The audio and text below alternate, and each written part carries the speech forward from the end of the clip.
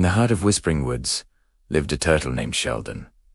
But Sheldon wasn't like other turtles. He didn't appreciate his slow, steady pace. He would watch Phineas the fox dart through the trees, or Skylar the squirrel leap from branch to branch with envy. Oh, to be fast. He'd sigh, tucking his head into his shell, feeling the world was just whizzing by without him.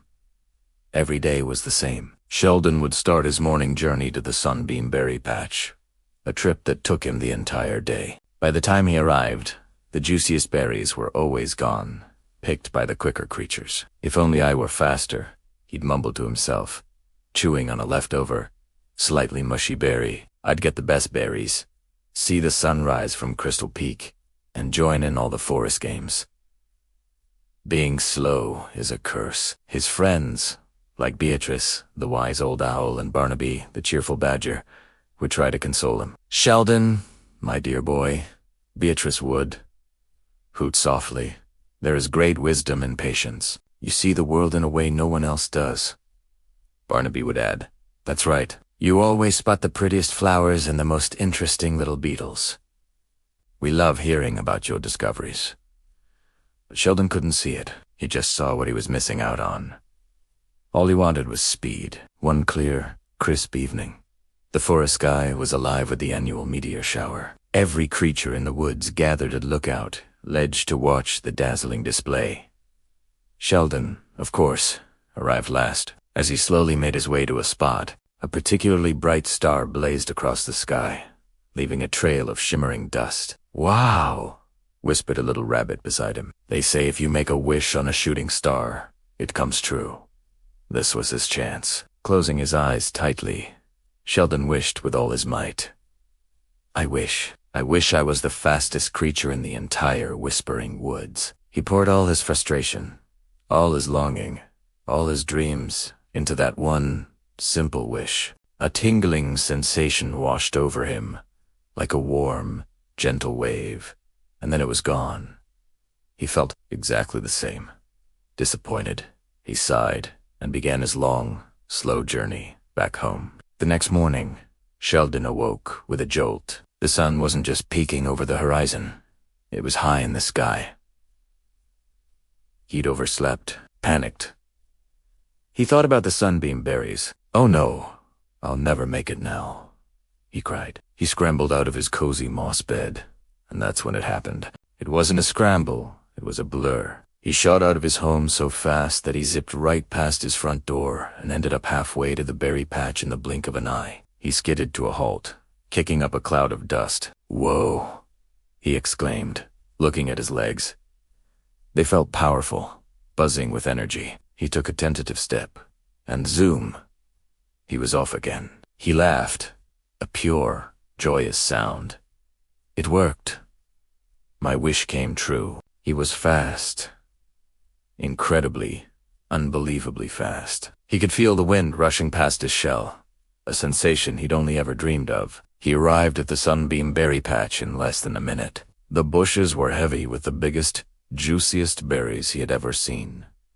He had his pick of the entire patch. He ate until he was full, the sweet juice dribbling down his chin. "This is the life."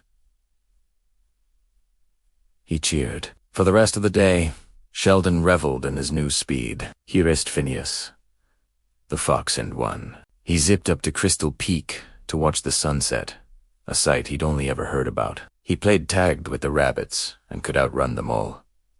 Everyone was amazed. Sheldon the Slow was now Sheldon the Swift. For a few days, it was pure bliss. He was the first to every gathering, the winner of every race, the one who saw everything first. But then, a strange thing started to happen. He noticed that even though he was seeing more, he was seeing asterisk less. When he zoomed past the berry patch, he didn't notice the tiny dewdrops glistening on the spiderwebs anymore. When he raced through the forest, he didn't see the shy, beautiful moon petal flowers that only bloomed in the shade of the old oak tree. He tried to talk to his friends, but he was always in too much of a hurry. He'd zip over to Beatrice's branch, say a quick hello, and before she could even begin one of her wise stories, he'd get antsy. "Gotta go, Beatrice. See you later." He'd call, already a blur in the distance. He tried to visit Barnaby, but he couldn't sit still long enough to hear about the Badger's new underground tunnel. The world had become a high-speed montage, and the details were getting lost. A feeling of emptiness began to creep in. He had everything he thought.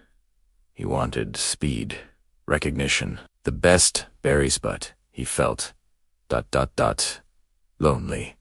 He missed his long, thoughtful conversations with Beatrice. He missed listening to Barnaby's cheerful chatter. He missed the simple, quiet beauty of the forests that he used to know so intimately. One afternoon, a tiny field mouse named Pip lost his favorite acorn cap. It was a special cap, a gift from his grandmother. Pip was crying, his tiny sobs echoing in the quiet part of the woods. All the fast animals, including Sheldon, Shipit, Haroon, searching everywhere. They covered the entire forest in minutes but found nothing.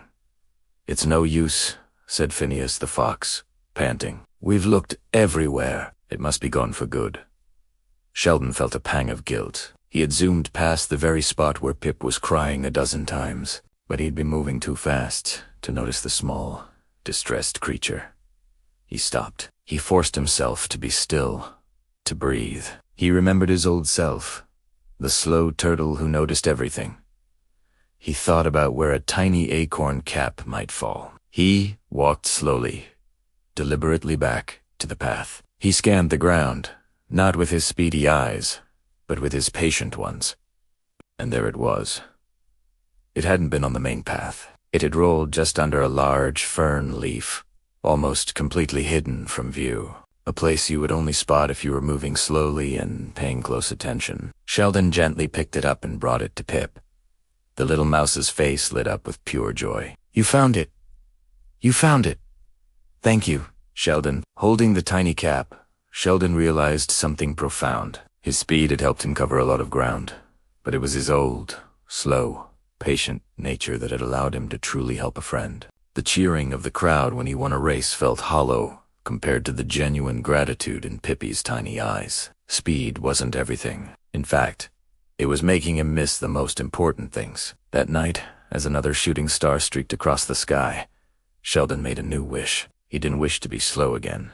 Not exactly. He closed his eyes and whispered, "I wish for the wisdom to know when to be fast, and the patience to know when to be slow." A gentle warmth spread through him, and he felt a sense of balance he'd never known before. The next morning, he could still run fast when he wanted to, but the frantic, uncontrollable urge was gone. He took a slow, leisurely stroll to the sunbeam berry patch. He greeted the ladybugs, admired the pattern on a mushroom, and shared a laugh with Barnaby along the way. When he arrived, some of the best berries were gone, but plenty were still left, and somehow they tasted sweeter than ever before. He saw Beatrice and sat with her for a long time, listening to her stories. Finally understanding the wisdom she had spoken of, Sheldon learned that life isn't a race to be won, it's a journey to be savored. Sometimes you need to be quick, but other times, the greatest treasures are found when you take your time, look closely,